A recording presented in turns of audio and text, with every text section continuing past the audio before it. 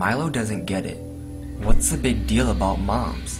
They're just slave-driving broccoli bullies. Yet they are worshipped all over the world, perhaps even the galaxy, because here come Martians and they're after only one thing: moms. Milo's mom in particular. Who better to drive them to soccer practice and to pizza parties? That's quite a long way to come for a mom. Could it be that Milo has been overlooking something special? Mars Needs Moms. Written and illustrated by Berkeley Breathe. Mothers. Milo often wondered what was so special about them. Anyone could see that they were giant, summer-stealing, child-working, perfumey garden goblins. There was hardly much special about that. Mothers were also bellowing broccoli bullies and carrot-cuddling cuckoos.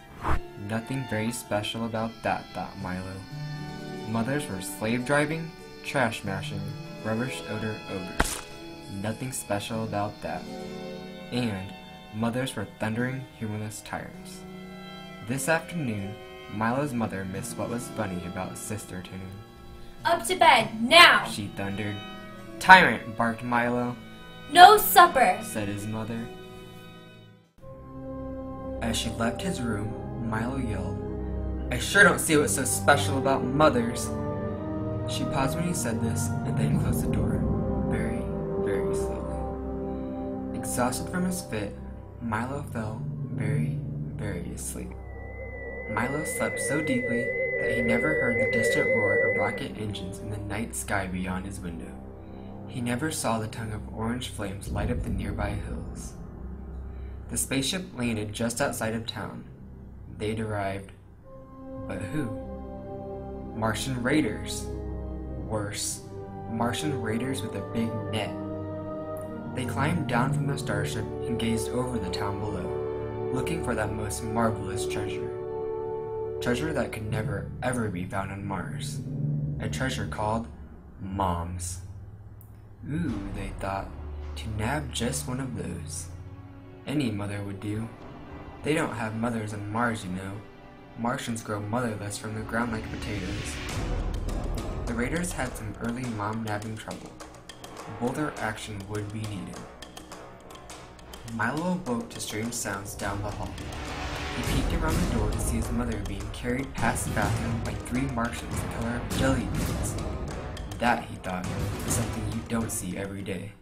Milo chased the Martian raiders and the now-awake prize out of the house, and down the streets, and into the hills, and up to the spaceship which roared into the night sky. Milo suddenly wondered why he would want to be dangling miles above the earth chasing his carrot-cuddling mother. He decided to figure it out later. Milo found himself locked in the bottom of the spaceship, so he put on a spare space helmet and curled up into a corner trying to stay warm. He slept as the ship sped toward the distant red planet. Milo awoke to find the ship still and quiet. The door was open. And suddenly, he knew why Mars so badly wanted mothers. They needed driving to soccer, and to ballet, and to playdates, parks, and pizzas, plus cooking, cleaning, dressing, packing lunches, and bandaging boo-boos. They'd seen it in their telescopes. It was obvious. Mars needs moms. How perfectly, completely sensible of them, thought Milo, and he decided to go tell them just that. But he tripped. Down, down, down he went, landing very hard, but in one piece. His helmet, not so much. Milo gasped.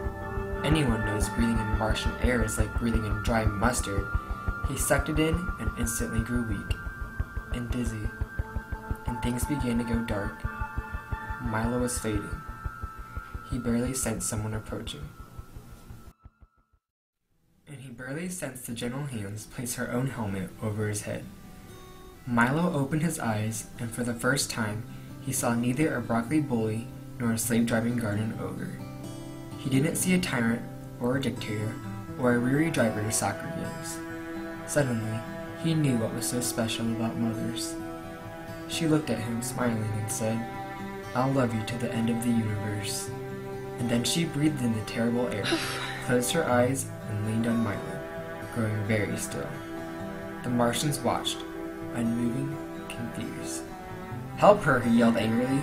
"She's my mother!" Finally, the mighty mom-nabbers of Mars understood. Their wonderful telescopes had seen many things about mothers down on Earth, but like certain little boys, they'd missed the best part. The Martians quickly fetched another helmet and hoped that it wasn't too late. They helped Milo carry his mom aboard the ship, which lifted off for the long journey home. Her eyes remained closed as they soared through the stars.